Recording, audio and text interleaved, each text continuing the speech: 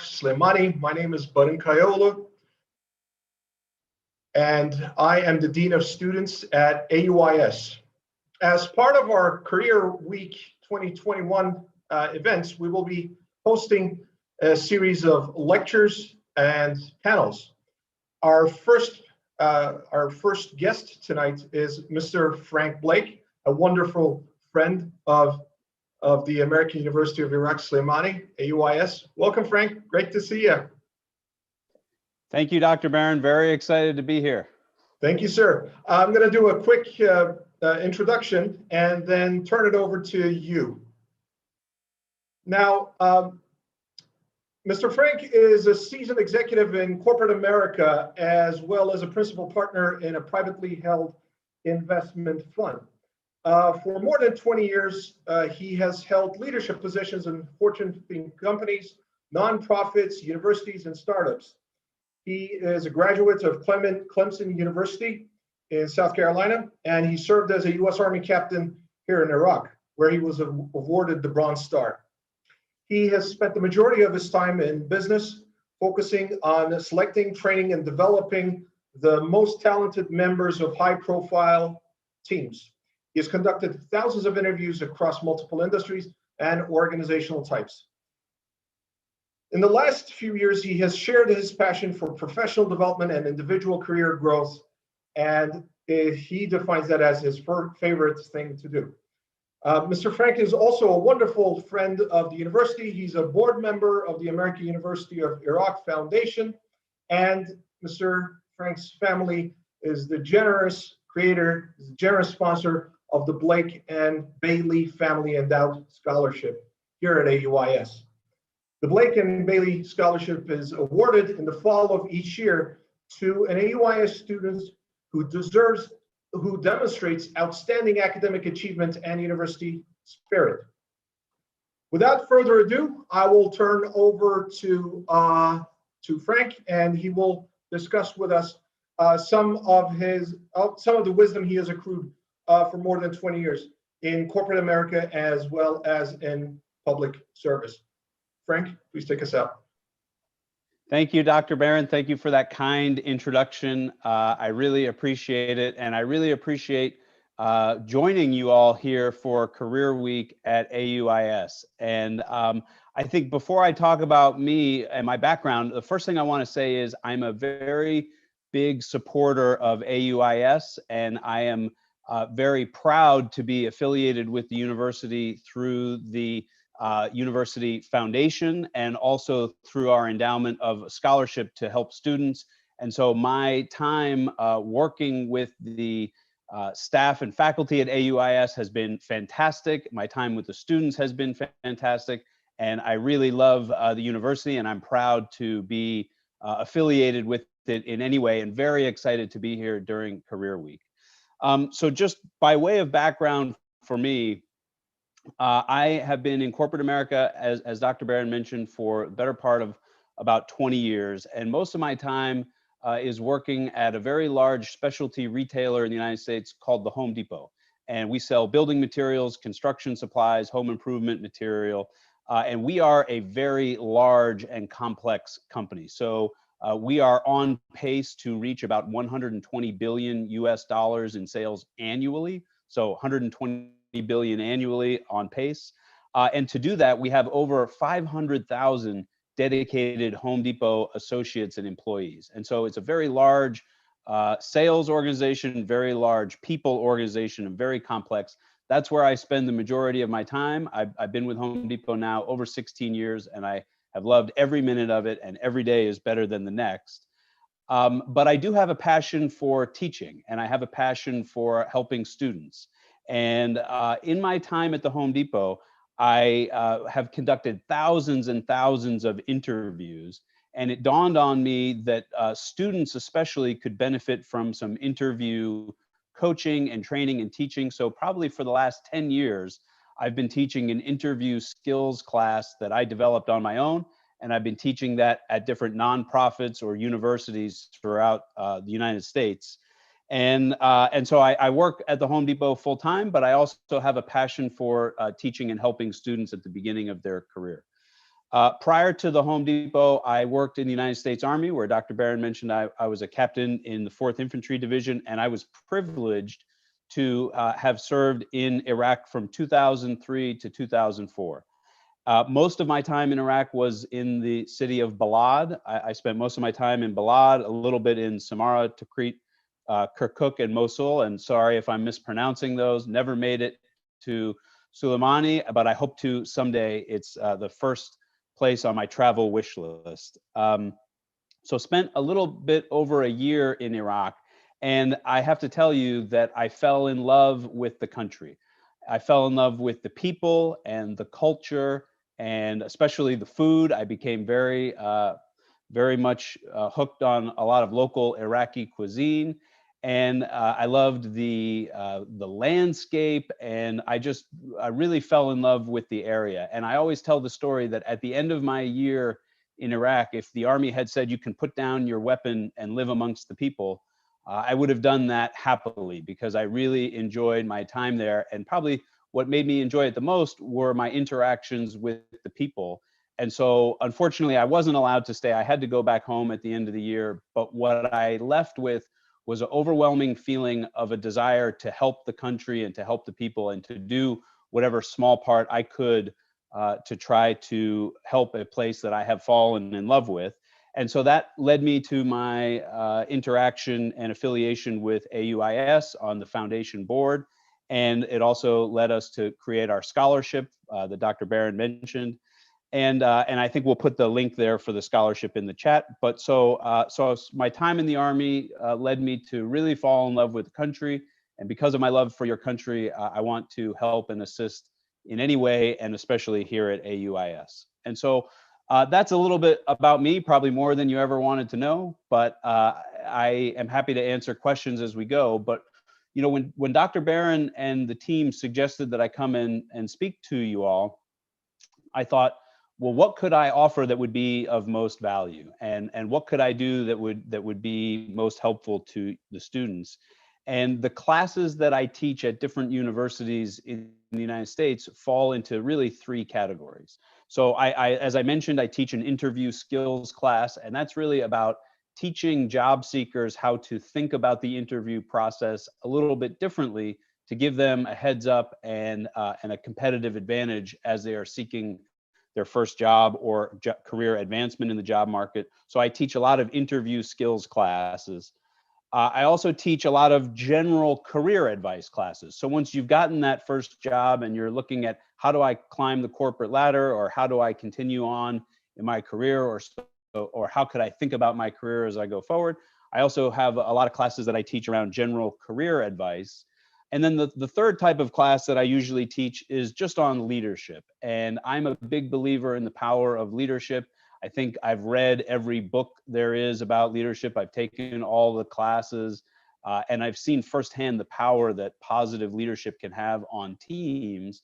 And so I'm very passionate about leadership, and I love to speak and teach on that subject as well. So, however, if I were going to do all 3 of those, I think we could spend hours and hours and hours talking about it. And I know we don't have that kind of time.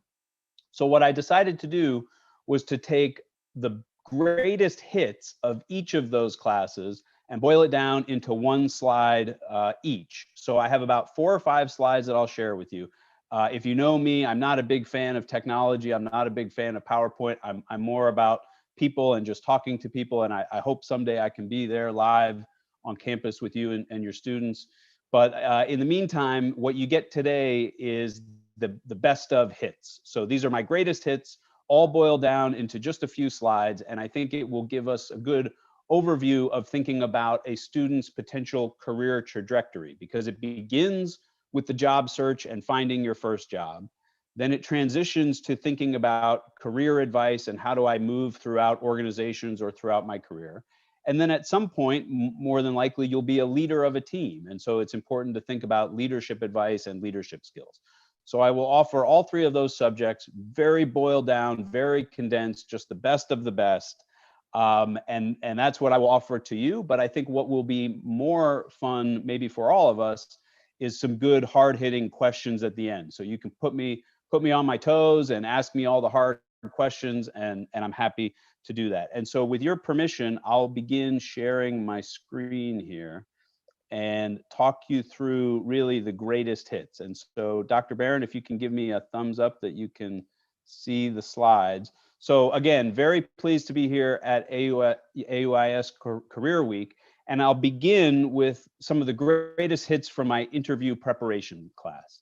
And the first thing that I remind everybody when I teach this class is that the first question you will get, the very first question in every interview, will almost always be the same question.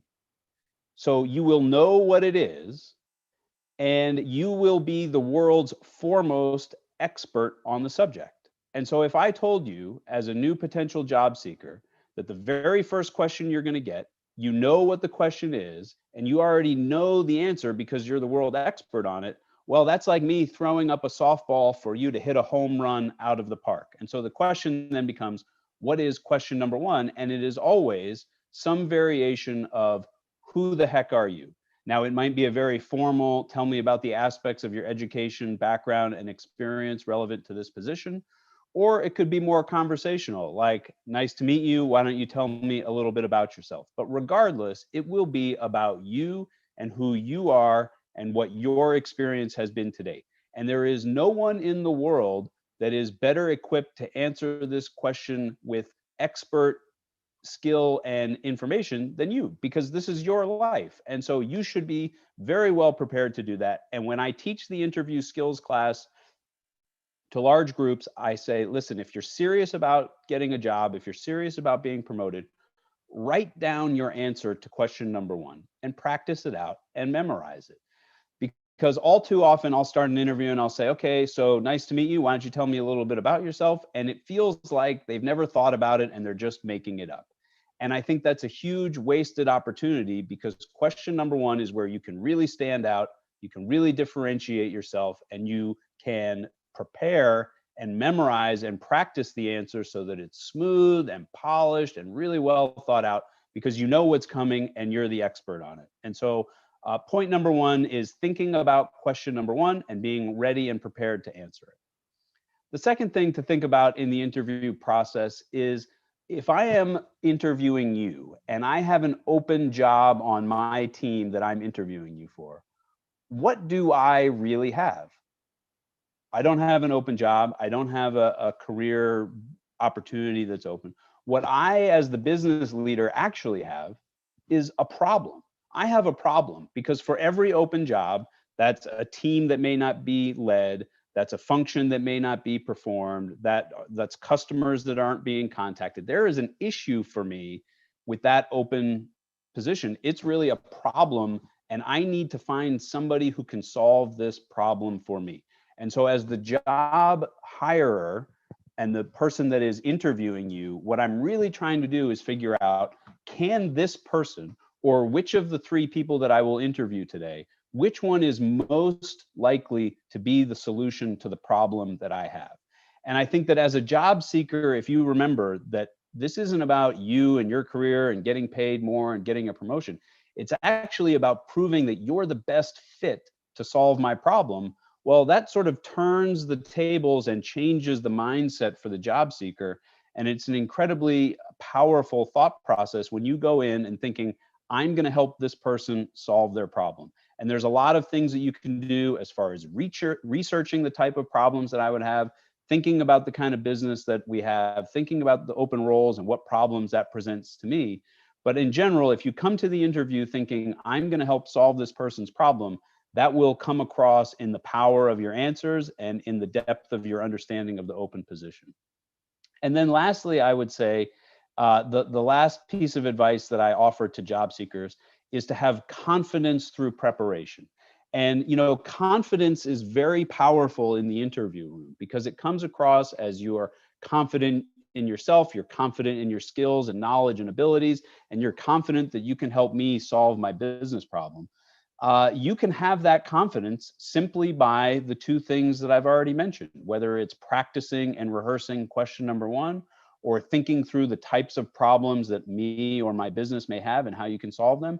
But when you put in the work, when you put in the practice and you show up to the interview table ready because you've prepared, you will have confidence as a result of that preparation, and it will come out in every single question that you answer and in every single statement that you offer.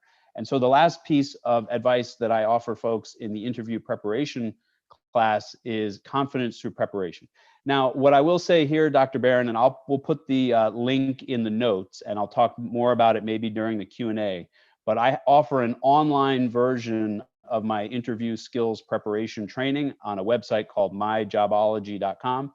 And as you and I discussed, I am happy to offer that training for free to all of your students. So if you go to myjobology.com, you can select the interview skills training that I offer and put in the code at checkout, AUIS, all capital letters, AUIS, and you will receive my, it's about an hour long, 4 different videos on interview skills preparation training, and it's there for your students for free to help them along with their job search. And so that's interview preparation. That's the best of the best, the best hits there. If I continue on and now think about, okay, you've landed your first job, you've gone through the interview, you've been selected. Now you're in a company or on a team or in an organization. And now we have to think about, how do you move up the corporate ladder? How do you continue your elevation of your career along the way? And oftentimes I have folks that are just starting out in their career reach out to me and say, Frank, I need some advice. I need some career advice. How do I think about my career? How should I think about moving forward? And so I boiled this class again down into the top 3 takeaways for your students. And the first is that your career should be considered the accumulation of different skill sets. So along your way, you are picking up different tools that you can put in your tool bag to work on your next opportunity. And so sometimes students or job seekers are worried, well, I don't know how to do sales, or I'm not an expert in human resources, or I don't know about this. And my advice is always, look, you want to be adding tools to your toolkit, or you want to be adding skills to your skill set. And so think less about what is this opportunity for me, whether it's pay or promotion or size of team or size of scope, and think about it more in terms of, am I learning new skills along the way? And how does that help me in my long-term career? Because at this point, for me, I've had a lot of different types of jobs all within the same organizations. And for me, it's been, learning a new skill and making that a part of who I am as a business leader so that I can apply it to the next opportunity within my career. And so the first piece of advice I offer is, think about your career as an accumulation of different skills along the way. But the next one is that when I ask somebody, what's the best way to think about my career, or how do I continue thinking about getting promoted? Their advice to me was to think about your career as an evolution of solving increasingly difficult problems. And so imagine that it's like a Rubik's Cube puzzle. So in your current job, the company has given you this puzzle, you fiddle with it, you solve it, and if you solve it, then you've earned the right to hand it back to me and say, here's the puzzle you gave me. Could you give me a more complex puzzle next time? And so all too often people come to me and they say, well, I really want to be promoted and I want to move along in my career. And I say, okay, well, you have a job now and you have a puzzle that you're working on now. Have you solved that puzzle? Have you cracked the code of the puzzle that we've given you? And if so, then that's earned you the right to work on an increasingly more complicated puzzle. But if you haven't, then you really need to take a step back and remember that the first step in promotion within your career is flawless execution of the job that you have, demonstrating that mastery and that you've solved the puzzle that we've given you and you're ready to turn it in and get another more complicated puzzle. And so when people ask me about what does career progression look like, I say it is a series of solving increasingly difficult problems along the way. And so that's the second piece of advice. And then the last one I offer, and this to me is really the most important, is that in your career, the magic happens when the pull is stronger than the push.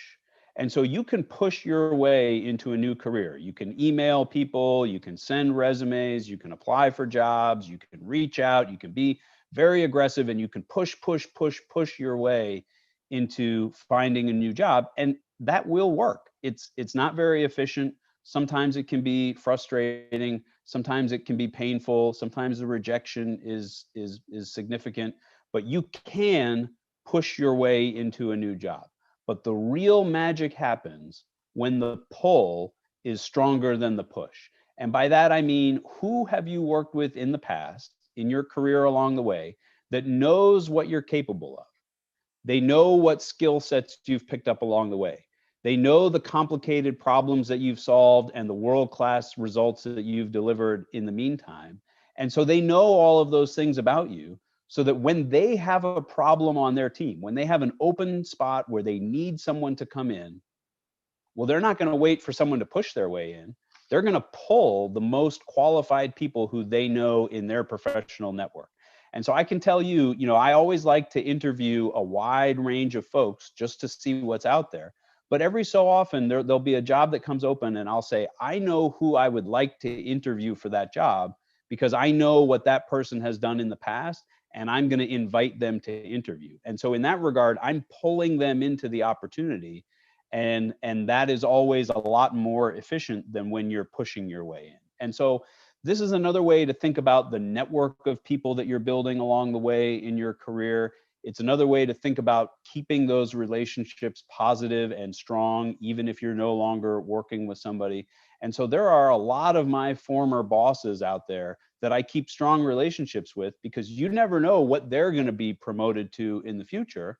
And when they have a problem, someday I would like them to think, wow, I've got a real issue here. I need someone like Frank that could come in here and solve this problem for me because I know what he's done in the past. And so that's my way of saying that the magic in your career happens when the pull is stronger than the push. And so those are my three main pieces of advice when it comes to growing and building and developing within your career. And if you do the interview skills correctly and you land a job, you think about this career advice and you're increasing and climbing the corporate ladder along the way, then inevitably you'll find yourself in a leadership position where now you are a leader of teams, you have people that are looking up to you, and you have leadership responsibilities. And again, I've been a student of leadership my whole life. The majority of what I learned about leadership, honestly, I learned in the 1 year that I was in Iraq, because I had a boss there who taught me what it meant to be a part of a high-performing team and what it meant to really think about leadership as a science and a craft and an art versus just something that you take for granted. And so I have been a student of leadership my whole life. I do lectures on this all over the place, and I'm happy to now try to boil that down for you into three key takeaways. And the first is what I call the difference between leadership versus management.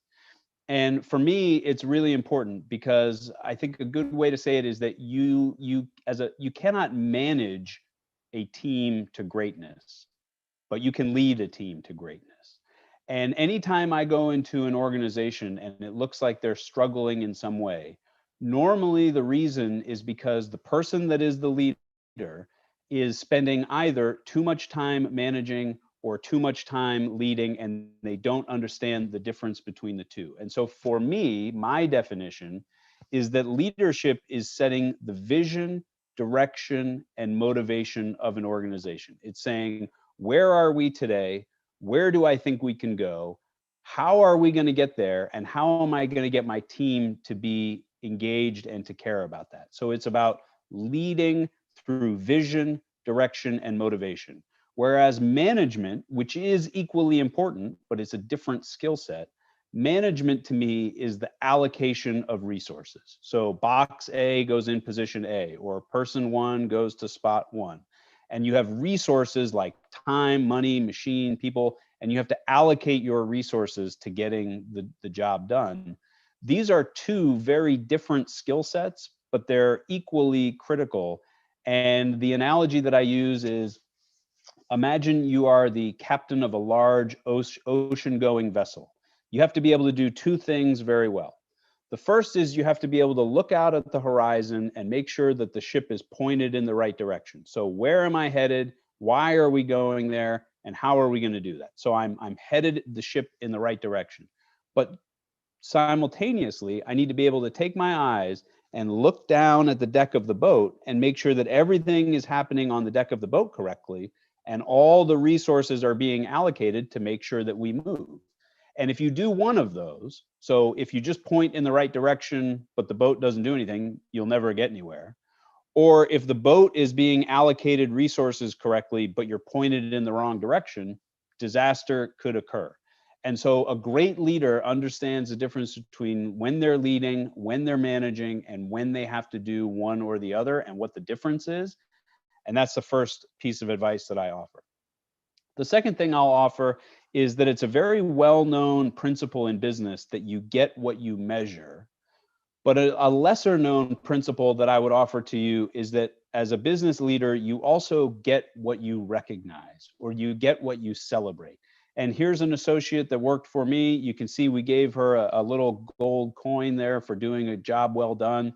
And you can see how proud she is and how happy she is. And I think that oftentimes leaders are so focused on what the plan is, what the numbers are, what the PowerPoint slides say, and they're more focused on those things and less focused on what do we reward and recognize our people for. Because as soon as you pull somebody up on the stage and say, hey, I'm recognizing Joyce for doing a great job with 1, 2, and 3, your team in the audience will now say, well, now I want to do 1, 2, and 3 so that I can be recognized too. And so as a leader, it's important to set the strategy, but it's also important to be very deliberate with the types of behaviors you're recognizing, because that is really a subtle way where you are setting the priorities for your organization. And then the last thing I will say is that any leadership job will take every ounce of energy that you can give it, whether you're the dean of students or the president of the university or a business leader. Whatever energy you have, you could pour into your job, and you could wake up tomorrow and it would just ask for more. And these jobs will require everything that we can give it. And so now, so more than ever, especially in the COVID and post-COVID world, what I like to remind leaders is that you cannot pour from an empty cup. And as a leader, you have to take care of yourself, and you have to know what recharges your own batteries, what resets your mental button so that you can come back in ready to go and be ready to pour that energy into your team. And when leaders don't take time to take care of themselves, to re-energize themselves, and to refill their own energy in their own cups, all they're setting themselves up to do is to burn out. And when a leader burns out, horrible things happen for the organization. And so you can see that's me fishing. It's one of the things that I love to do the most. And whenever I'm having a hard time or whenever my energy levels are low, if I can get in a good weekend of fishing, it fills me back up. It de-stresses me. It takes my mind off the challenges, and it kind of resets and recharges and refills my mental energy, so that I can come back in and pour everything I have into the job and the team. And so those are my 3 key leadership takeaways. And then, Dr. Barron, with your permission, I would share my contact information. If you have Twitter, you can follow the antics at Frank Blake Pro. You can follow me along there. If you'd like to connect professionally, my LinkedIn profile is there. And then also, I recorded last year this interview class that I teach, just so that I can do things like this and provide it for free to your students. And so if you go to myjobology.com and enter the code all caps AUIS, you can take that 1 hour 4 video interview skills training for free. And if you like it, the only thing I would ask is just leave me a review, right? So it's 2021, it's all about reviews. And so leave a review, let me know if it helped you, if you landed your big job. There's nothing I love more than teaching those types of classes and hearing from students that they got their first step or their next big dream job. And so with that, Dr. Barron, I'll stop sharing and happy to open it up for any questions that I can answer for you or the team. Thank you so much, Mr. Frank. This was a great presentation, and also for continuing to be so generous, not only with your time, but also with your resources, but also making your newest enterprise, myjobology.com, available to AUIS students and alumni free of charge. It is going to be immensely appreciated by them, I am sure. I would like to remind our viewers that if you have a question, you must be following us through our YouTube channel right now. If you post your questions in the chat platform to the right of the page, I'll be more than happy to raise it with Mr. Frank. I've already gotten a few questions, obviously have a few of my own, and I'll be happy to pass on your questions to Mr. Frank. Now, during the course of your presentation, you and I loved how you structured the presentation in three parts. And we got questions that actually speak to all three parts of your presentation. So it turned out to be a wonderful, a very serendipitous happening. So the first question we got from one of our students is, what do you recommend? And this perhaps speaks more to the first part of your presentation, Mr. Frank, about finding a job, doing well in the interview, which is you probably figured out, while the Middle East, especially Iraq, the Kurdistan region, are wonderful places, they also, unfortunately, like many Middle Eastern countries, including my native Turkey, are struggling with this concept of wasta, which can best be translated as clout, or to sort of rephrase it in another way, who you know matters more than who you are or what you can do professionally. So one of our students asked, how do we get those 10 minutes from someone we're interested in meeting, and how do we go about doing that? I have an answer myself in the back of my mind, but I would love to hear your thoughts. Well, I appreciate it. I mean, I am not an expert in WASTA, and I always look at it a little bit differently, but again, it might be just through my American lens. But my philosophy has always been, who it can help to get your foot in the door, right? So talk about the pull being stronger than the push. You could get pulled into an interview based on your previous work experience, or potentially a family connection or other connection.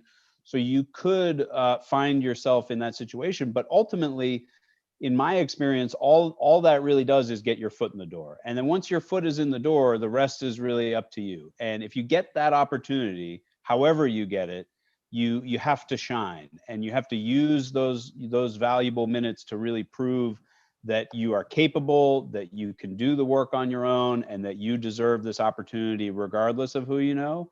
And again, that may be my naive American perception, but I think the result for me is, regardless of how you get the opportunity, when you're at the interview table, you may not get that opportunity again, and you have to shine, and you have to maximize the opportunity there. And part of maximizing the opportunity is being ready and being prepared and being thoughtful around the way in which you're going to answer questions. And so, I mean, unfortunately, I don't know that I can offer more on WASTA, but I have other sort of career or interview thoughts. But I'd be interested, Dr. Barron, to hear your thoughts on it. During your presentation, I was fascinated by your push and pull analogy, and you mentioned that. And my answer often falls into somewhere along those lines, that you should really build. And of course, for a lot of students, they're still young. Many of them are pursuing internships, or they're already working jobs. So they come to the table actually with several advantages that their peers in other parts of the world don't often have.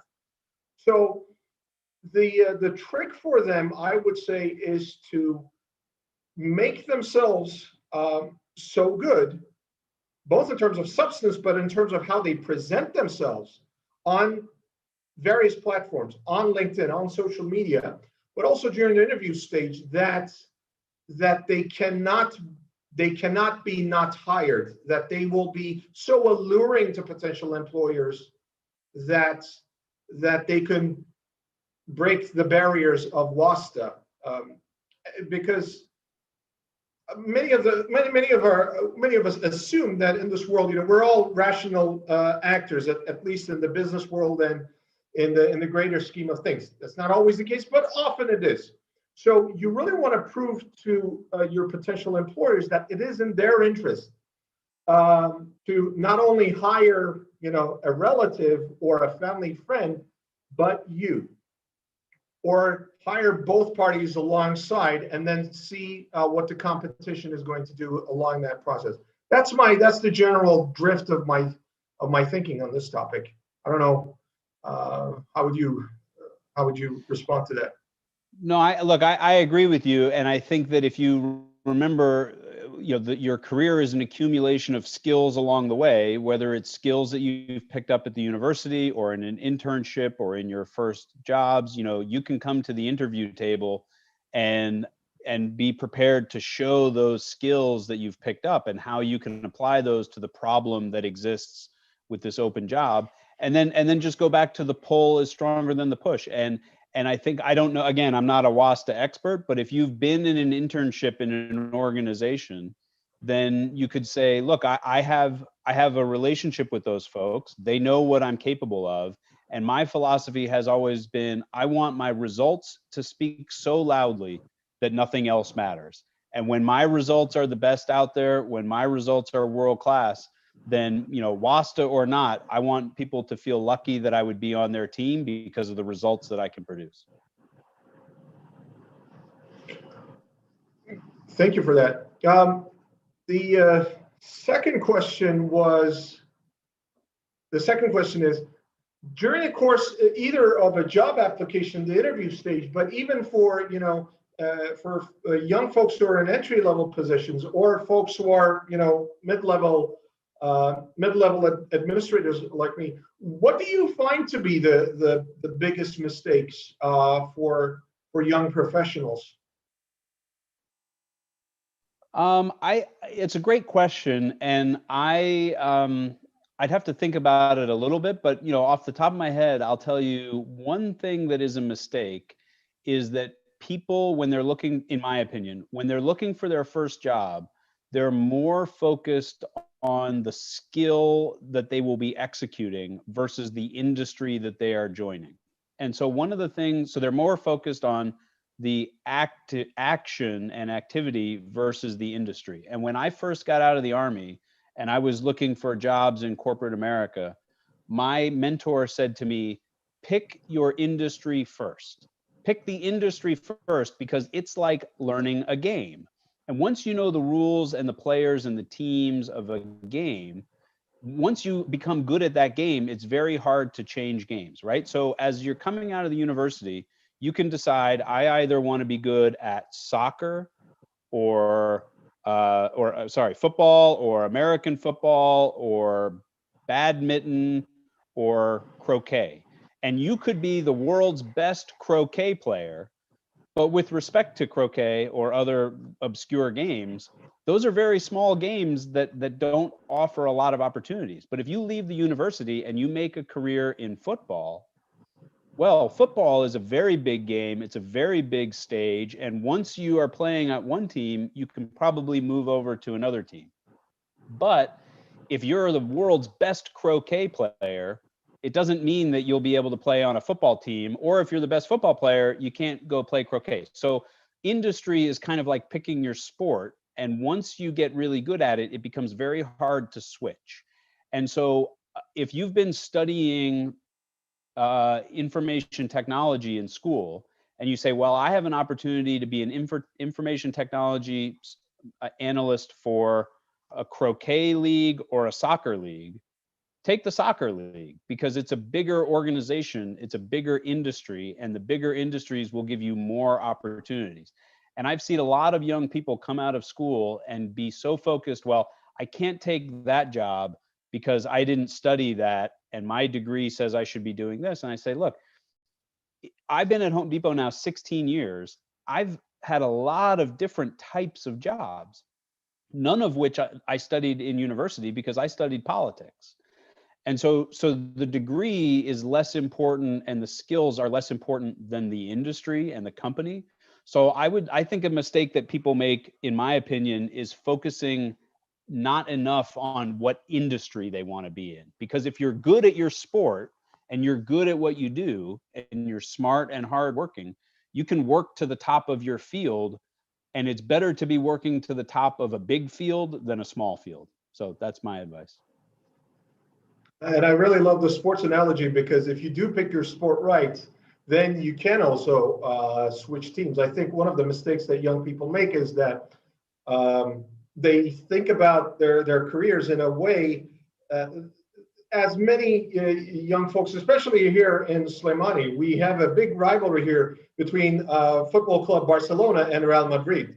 I'm not sure if my Spanish friends are that into that stuff, but a lot of folks don't see the merit and the possibilities of, well, at some point in your career, you could end up working for Real Madrid or Barcelona. And both of them, no matter what the colors, are going to be extremely satisfactory jobs. As I find in my current line of work, if 10 years ago folks had told me while I was still finishing my dissertation at the University of Virginia that in 10 years you're going to end up in the Kurdistan region of Iraq at the American University, I would have said, yeah, maybe, but probably not. Now, I wouldn't change it for the world. I'm so happy here. So that's a terrific analogy and words of wisdom. Thank you, Mr. Frank. I have another question. This one more related to the third part of your presentation on leadership.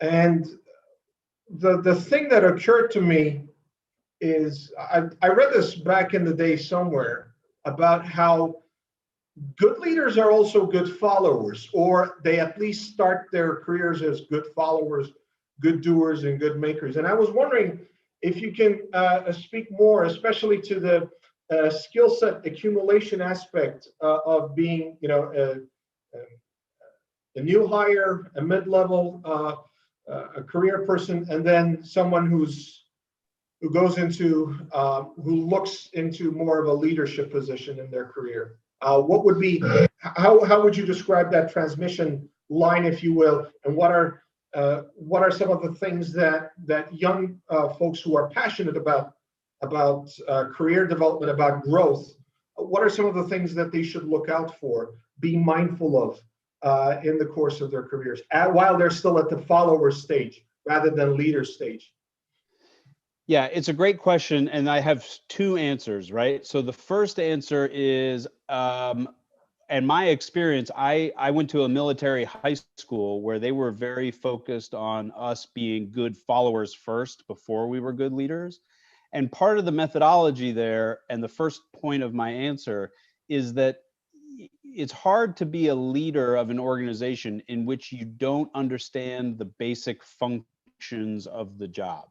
So if you're going to be the leader of an ice cream company, you need to know a little bit what it's like to scoop ice cream and hand it out to your customers. And if you haven't spent a 10-hour day on your feet in the ice cream stand, scooping ice cream, cleaning out the scoops, and moving things from the freezer, like if you haven't done that job and understand it at that basic level, then when you become the CEO of the ice cream company, it's kind of hard to say, hey, move 18 buckets of ice cream from the freezer. And you have to say, well, wait a minute, I can only move one bucket at a time and it takes half an hour. So that's 9 hours worth of work. So like you don't really understand what you're asking me to do. And so I think the first part of my answer is being a good follower and understanding jobs at their basic level helps you be a great leader, because you have a better understanding of what is possible, what's not possible, what's going to be well received, what's not well received.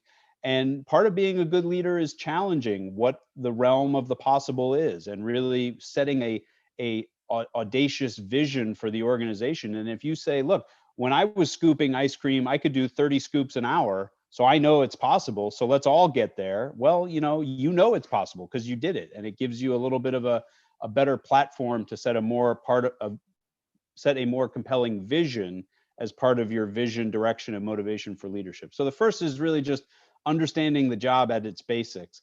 But the second thing, which I think is a bigger point for me in my career, is that along the way, I have made it a point to learn something from every leader that I've worked with. And sometimes I learn exactly how I would want to do things. And I watch a leader and say, wow, they're so good at that. That's exactly how I would do it. That's exactly what I would want to be as a leader. And I'm just going to copy that and do that exact same way if I can, because the way they're leading this team is really, really good. So sometimes you're lucky and you learn that. But then other times you're less lucky, and you might have a boss that is not as great, and they're doing things that you don't agree with or that aren't working, but you can still learn from that. And you have to say, look, I'm going to learn with my time with this leader. I'm going to learn maybe what not to do, and I'm going to learn some things that I wouldn't do when and if I get a chance to be in charge. So I think there's an important component of followership, which is understanding the work at its basic level, but then also learning from everybody that you have the opportunity to along the way. Thank you so much. Wonderful answers again. I'm just checking to see if we have any additional questions from the audience. If you are watching us, folks, on YouTube, please use the chat function to the right of the screen to write down your answer. We have a question coming in. What are your thoughts about practicing the old school way of interviewing? So the question goes, what are your thoughts about practicing the old school way of interviewing, asking unnecessary questions that has nothing to do with any position, like what animal would you choose to be? So I guess the question speaks to some of the more theoretical, not theoretical, but some of those hypothetical questions you get during the interview process that may not directly be related to it's a great question, and I cover this in depth on my online interview training, and I talk about a couple different types of questions that you'll receive, and I oftentimes mix things up on purpose so that I will ask a experience question, how did you handle X? And then I'll ask a hypothetical question, what would you do if X? And so those are two different questions with two completely different types of answers. And I will ask one, then the other, just to see if the candidate is following along and paying attention and taking notes. Because sometimes I'll say, well, what would you do if X? And they'll say, well, let me tell you about the time when I did A, B, and C. And you're like, well, that's not what I asked you. And so, rule number one, as I say in the video, is answer the question, right? Answer the darn question. And so there are different types of questions that I will ask on purpose to trip a candidate up. Don't tell anybody, that's part of my secret. And then if it feels like it is being too scripted, like they've prepared too much and it's too polished, then I think to your question, sometimes I will have to throw in a curveball, and I'll have to ask a very obscure question that they haven't thought of. And I'll say, hey, if you were a sandwich, what kind of sandwich would you be? And I don't really care about the answer, but it's more about throwing them off their game. And again, in the class, I talk about the notion, quote, mind like water. And so your mind should be like a calm pond, and a question comes in, a little pebble is thrown in, and it ripples, and then it settles down and it's ready for the next one. And so sometimes I'll ask a trick question just to get the ripples in the water going and see what happens and see how you respond to it. But I address all of that and more in the free class that I offer to your folks. And it's great. I see on my phone, a lot of people are ordering it already. And so I hope you enjoy it. I hope it helps you. Again, it's free. And just leave a review so that folks know that it's helped you out. That would be a big help for me. So, but yeah, that's it. Thank you so much. I believe we've exhausted the questions, unless I'll give it another 5-10 seconds, and then if there are no further questions, I will thank you, and we'll call it a night. Well, a night here and early afternoon in the East Coast, but we do have a question now. Let me read it out. In Iraq, the private sector here is known to be what is your comment about entrepreneurship?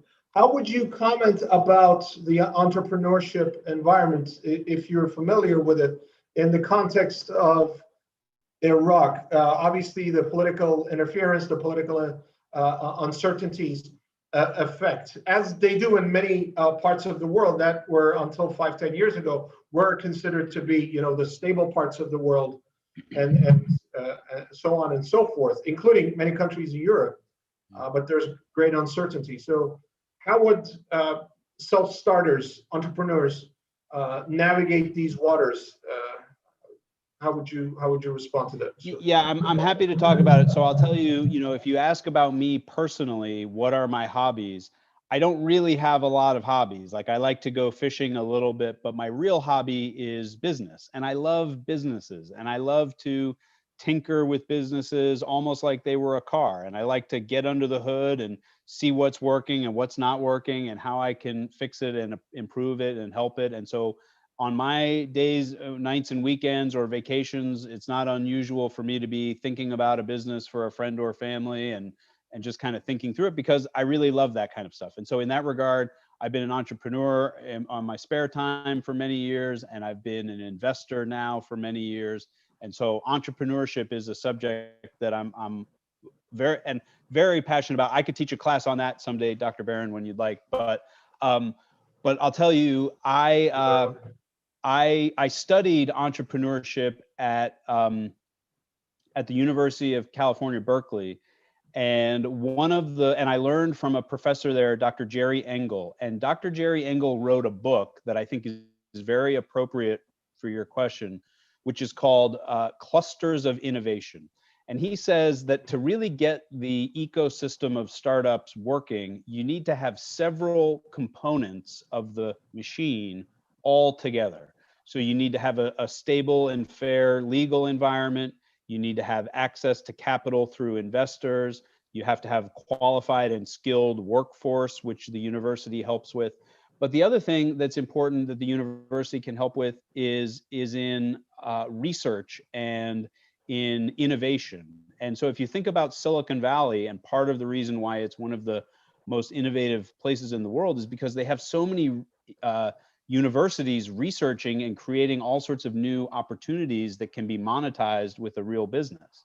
And so, to answer your question, again, I'm not a political expert on what's happening in your area currently, but I do know that if you want to have a good startup and an entrepreneurial ecosystem, according to Dr. Engel's book, you need to have all of these components of the cluster of innovation. The university plays a critical role in that. Investors like me play a critical role in that, but your students play a critical role in that too. And, I think about my own career. I spent 4 years in the US Army. I had the unbelievable privilege and pleasure of traveling to Iraq, where, again, I fell in love with the country. But that was really 4 years that were not directly related to my further career. Right now, I work at the Home Depot, and we sell lumber and concrete and toilets. So the Army really didn't have anything to do with that. And so what I say there is that you can spend, as a graduate, you could spend a couple years chasing your passion, and whether that's a startup that you want to start on your own and you want to spend a couple years before you take a corporate job, or if it's working for another startup, you can spend a little bit of time early in your career, and it's not going to kill you, right? I mean, I spent 4 years in the Army, and then I went on to work in corporate America. You could spend a couple years working on your startup or on someone else's startup, and I think if it works, then the results and rewards are amazing. If it doesn't work, then you've got the opportunity to continue on in your career with no big issues. We have a final question, Mr. Frank, and we actually have two questions, so I'll sort of roll them into one because they are related. One student asks, would you recommend getting a job you don't really want, but you sort of need in order to add it onto your resume? And the other student is asking, what about, which you mentioned earlier, if you're an engineer and you're doing humanitarian work, how does the transition from your field of study, from your field of training, into another area work? I believe you mentioned that in your earlier in your presentation, but I was I was hoping you would speak to, resume padding and resume CV filling. How should young folks think Yeah, about this? so I think to the first part of your question, should you take a job that you don't want or need? I think the answer is it could potentially be a smart move if it's in an industry that you're really passionate about. So if you said, look, I really want to work in the oil and gas industry, I don't care what job I take, I'm going to start anywhere I can just to get into the industry because I want to work my way up to the top of that because it's a big, powerful, important industry, then I would say taking a job that you don't want or need could be a good foot in the door in the industry that you want to be. And maybe you want to play for Real Madrid and you just need to start handing out water bottles, but you're at least there and you're around, and the chances that somebody notices you and sees what you're capable of is much more likely. And so I think that's the first answer is it's okay to take a job that you don't want if it's in an industry that you're interested in, or if you're gaining a skill set that you can add to your skill sets along the way. So you're going to pick up a valuable tool. I was never a salesperson. I didn't study sales in college, but I'm a sales guy now, and I'm doing it in large part because I want to learn a new skill and I want to pick up a new thing for my toolbox. And so I think that's my first answer there. And then to the question around switching from an engineer to something else, I think go back to the part of the interview class, which is about understanding problems. And if you're an engineer in an organization, you probably have a very unique viewpoint on the problems that exist, whether it's the product problems or the customer problems or the business problems. Like, you have a viewpoint from your perspective. And when you say, well, now I want to go from an engineer to be the vice president of sales, you could say, look, I'm going to be successful in sales because I engineered these solutions for the customers, so I understand it almost as good as the customer does. And I think that's going to give me an advantage. So again, you're using the skill set that you've picked up along the way to apply it to your next opportunity. And so that's how I would look at it. Wonderful. Thank you so much for taking the time to speak to us, Mr. Frank. Thank you so much to our students and alumni who joined us on our YouTube channel to watch us live. I will be sending an email about your generous offer to share your website, myjobology.com, for free to the community later tomorrow. Once again, thank you very much, Mr. Frank, for your support to AUIS, to our mission, for being a great friend of our students, of our community. It's my pleasure. I've really enjoyed the time. Thank you for the questions, and thanks for inviting me. And I hope sometime I get to see you and your students on campus and you can show me all of the best restaurants, because I miss the Iraqi food very much. We have some very good restaurants here in Suli, as you can tell from my triple chin. I tell myself that it's because I'm in the bulking phase of my fitness routine, but that's not necessarily true. It's mostly the good food. With that, I will call it a night. Once again, thank you, Mr. Frank. I would also like to thank our communications office, led by Ms. Dalawat Mesfin, our IT office, led by Mr. Rawand Amin, and their team members for helping put together Career Week, especially with the communications office for doing all the heavy lifting and for allowing me to just host and be a semi-pretty face in these events. We'll have more events, lectures, and panels later in the week. Please stay tuned, and I wish everyone a good night. Stay safe.